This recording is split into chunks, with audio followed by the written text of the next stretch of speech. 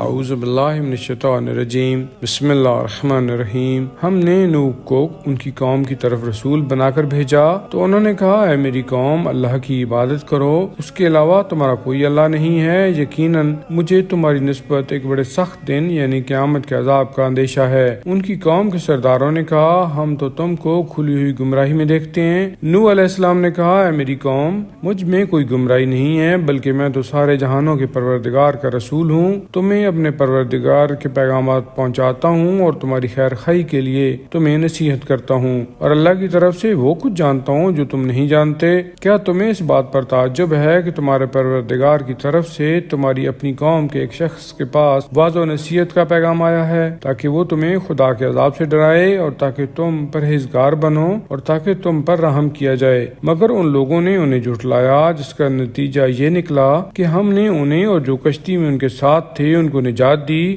اور جنہوں نے ہماری آیتوں کو جھٹلایا تھا ان کو غرق کر دیا۔ بے شک وہ اندھے یعنی بے بصیرت لوگ تھے۔ اور ہم نے قوم عاد کی طرف ان کے قومی بھائی ہود علیہ السلام کو بھیجا، انہوں نے کہا اے میری قوم اللہ کی عبادت کرو، اس کے سوا تمہارا کوئی الہ نہیں ہے، آخر تم پرہیزگاری اختیار کیوں نہیں کرتے؟ ان کی قوم کے کافر سرداروں نے کہا ہم تمہیں حماقت میں مبتلا دیکھتے ہیں اور ہم تمہیں جھوٹا خیال کرتے ہیں۔ ہود نے کہا اے میری قوم مجھ میں کوئی حماقت نہیں ہے، بلکہ میں تو سارے جہانوں کے پروردگار کا رسول ہوں، تمہارے پروردگار کے پیغامات پہنچاتا ہوں اور تمہارا امانت دار ناصح ہوں۔ کیا تمہیں اس بات پر تعجب ہے کہ تمہارے پروردگار کی طرف سے تمہاری اپنی قوم کے ایک شخص کے پاس واضح و نصیحت کا پیغام آیا ہے تاکہ وہ تمہیں خدا کے عذاب سے ڈرائے؟ اور یاد کرو خدا کے اس احسان کو کہ اس نے تمہیں قوم نوح کے بعد ان کا جانشین بنایا اور تمہاری خلقت میں یعنی قوت و طاقت اور قد و قامت میں زیادتی اور وسعت عطا کی،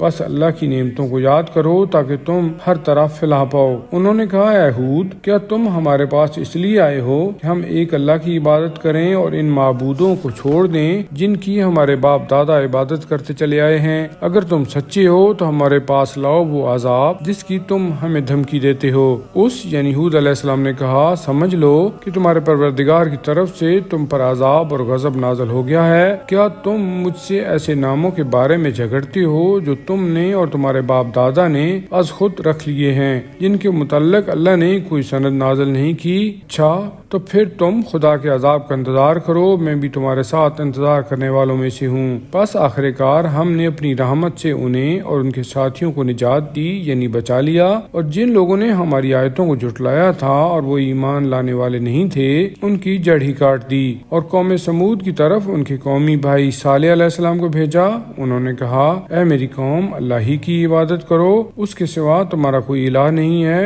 تمہارے پروردگار کی طرف سے میری صداقت کا ایک خاص معجزہ آ چکا ہے جو یہ اللہ کی خاص اونٹنی ہے جو تمہارے لیے ایک قدرتی نشانی یعنی معجزہ ہے، اسے کھلا چھوڑ دو کہ خدا کی زمین میں چرتی پھرے، اور خبردار اسے برے ارادے سے ہاتھ نہ لگانا یعنی اسے تکلیف نہ پہنچانا ورنہ دردناک عذاب تمہیں اپنی گرفت میں لے لے گا۔